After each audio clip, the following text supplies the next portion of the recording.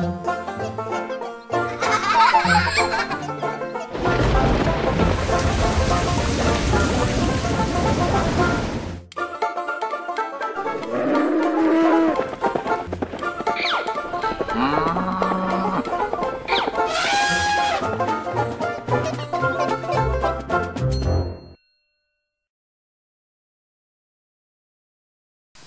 a été le moment le plus difficile?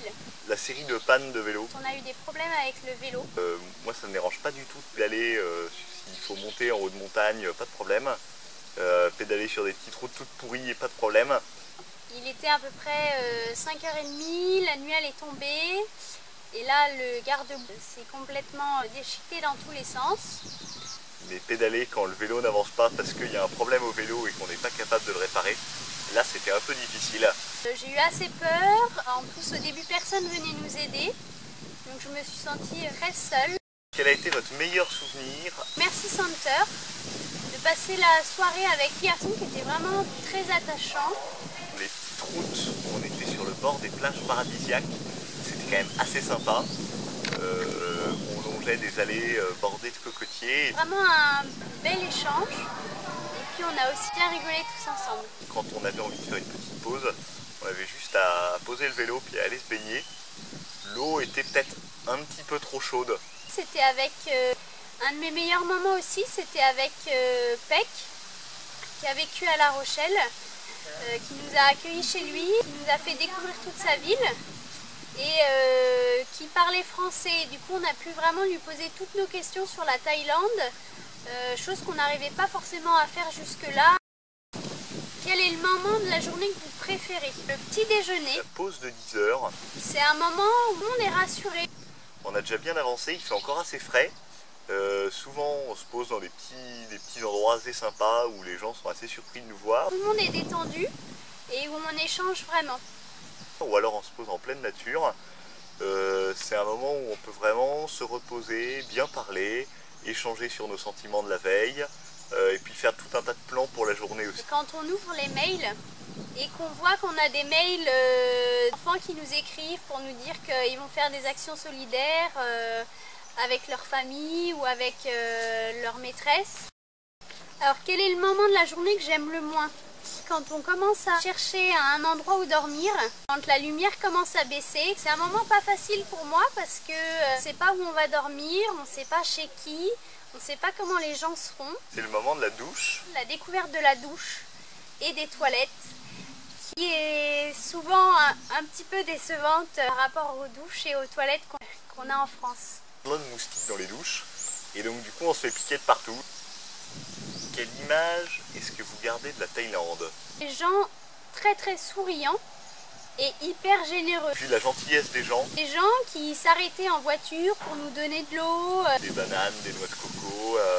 On n'a jamais eu à chercher longtemps un endroit où dormir. Des petits enfants qui ont leur bel uniforme tout blanc, tout propre pour aller à l'école. Et j'ai trouvé que c'était super mignon de voir tous les enfants habillés pareil allant à l'école. Ce qui m'a particulièrement frappé, c'est cette Thaïlande à 2 vitesses. La Thaïlande s'est vraiment bien développée. Il y a des gratte-ciel à Bangkok, on a capté la 3G partout, c'était assez incroyable. On va voir des super grands centres commerciaux à Bangkok où on peut acheter plein de vêtements de luxe. Et puis là, on est à l'est de la Thaïlande, c'est une région beaucoup plus rurale. Toutes les maisons sont en bois sur pilotis, il n'y a rien du tout dans les maisons. Ils ont à peine un frigo. On est à la frontière avec le Cambodge et on est en train de se faire une petite soirée bière et plumage de poulet. Et là, le poulet fait moins le malin. Alors un petit mot sur l'action d'EDM en Thaïlande. Ce qui m'a frappé, c'est cette capacité d'adaptation. C'est vraiment très structuré. Il y a quand même une équipe qui est assez structurée. Les volontaires bambous, ils donnent corps et âme pour aider justement les responsables locaux à aller au bout de leurs actions. Du coup, ça va être, tac, on construit un centre pour apprendre le thaï aux enfants réfugiés birmans. Un coup, ça va être juste, là on soutient tel enfant parce que vraiment sa famille a besoin d'aide. Un coup, ça va être, là on fait un centre pour recueillir les orphelins. À chaque fois, c'est une situation différente et donc une action différente. C'est assez impressionnant cette capacité d'adaptation. Alors, on va bientôt passer au Cambodge. Quels sont nos sentiments? Joie de découvrir un nouveau pays, une nouvelle culture, de rencontrer aussi plein de nouveaux enfants parrainés. Un peu d'inquiétude de peur, de crainte face à l'inconnu. Une nouvelle langue, une nouvelle culture, une nouvelle monnaie. Tout à refaire en fait. On commençait à peine à avoir nos habitudes en Thaïlande, à connaître des petits plats qui n'étaient pas mauvais, à repérer un peu les endroits qui allaient être sympas. On a pris nos petites habitudes en Thaïlande. Là il faut tout réapprendre. C'est ça ce qui est à la fois génial et à la fois difficile dans cette aventure, c'est que dès qu'on commence à prendre un peu une routine, à prendre des habitudes, bah bing, tout est cassé, il faut tout recommencer. Donc c'est pas toujours évident. C'est vraiment super de partager ce voyage ensemble. C'est génial de vivre ce qu'on vit, c'est vraiment extraordinaire.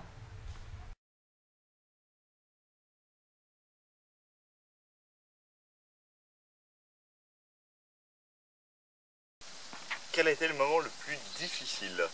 C'est vraiment des visages, des gens très très souriants et hyper généreux. J'ai vraiment été touchée par ces gens qui s'arrêtaient en voiture pour nous donner Plein de vêtements de luxe, et puis un frigo. de l'eau, qui nous appelaient pour aller boire un verre avec eux. L'eau était peut-être un petit peu trop chaude. Quel est le moment de la journée que vous préférez? Moi j'aime bien De passer la soirée avec des parents qui étaient violents et qui nous a déchiquetés dans tous les sens. C'est vraiment super. En plus au début personne venait nous aider. C'est ça ce qui est à la fois génial et à la fois difficile dans cette aventure, c'est que dès qu'on commence à prendre un peu une routine, à prendre des habitudes, bah bing, Et qui nous a déchiquetés dans tous les sens. tout est cassé. Donc ça a vraiment été un super moment pour moi. On a des rythmes très différents. Caroline est...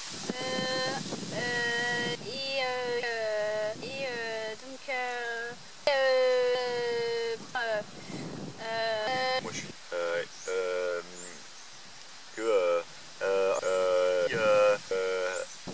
il faut arriver à s'adapter à ça. C'est génial de vivre ce qu'on vit, c'est vraiment extraordinaire.